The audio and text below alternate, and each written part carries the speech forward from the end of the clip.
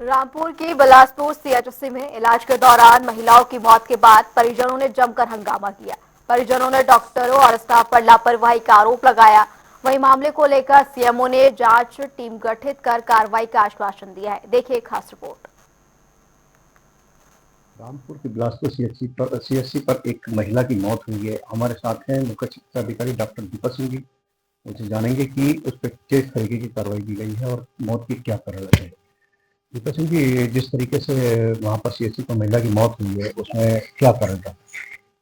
कल ये मैटर मेरे संज्ञान में आया है कि एक गर्भवती महिला थी जिसको LFTS होना था, उसका सीवियर इन्फेक्शन, और उसका किया गया।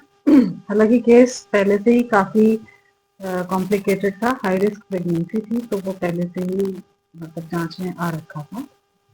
उसका हीमोग्लोबिन भी कम था, पैरों में बहुत सूजन थी, चेस्ट में बहुत इन्फेक्शन था।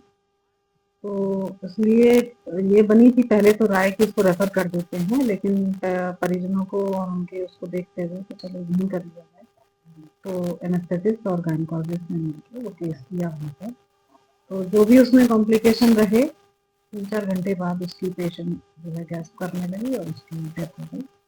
इस मैटर में हम लोग जांच करा रहे हैं और डिटेल्ड डेथ ऑडिट कराने का मैंने आदेश दिया है वहाँ के चिकित्सा अधीक्षक को कि पूरी प्रेगनेंसी से और आखिर तक इसमें कहाँ-कहाँ और किस बात की कमी रही, ये हाई रिस्क प्रेगनेंसी क्यों हुई और उसमें जो अब सिजेरियन के बाद उसकी डेथ हुई है उसके क्या रीजन थे।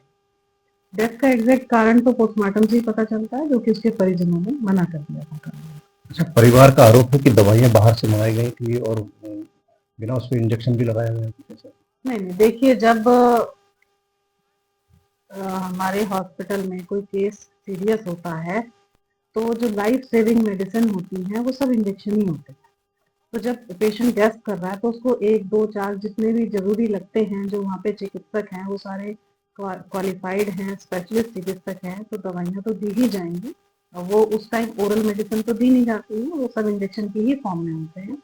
अब चूंकि उनके घर वालों को नहीं पता है कि क्या इंजेक्शन दिया, क्या वो सही गलत वो नहीं बता सकते हैं, तो उनका आरोप ये गलत है कि गलत दवाइयाँ दी गई या गलत इंजेक्शन लगाया गया।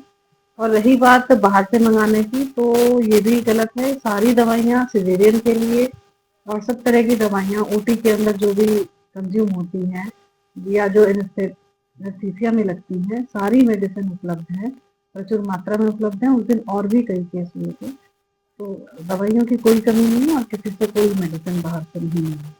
तो कि मैडम इसमें जांच की जाएगी? हाँ, ये मैंने इसके लिए आदेश दे दिए हैं और जांच भी की जाएगी, प्लस इसके साथ जो हम लोग मैटरनल डेथ रिव्यू करते हैं और उसका डिटेल ऑडिट किया जाएगा इसका डेथ का कि किन कारणों से ऐसा।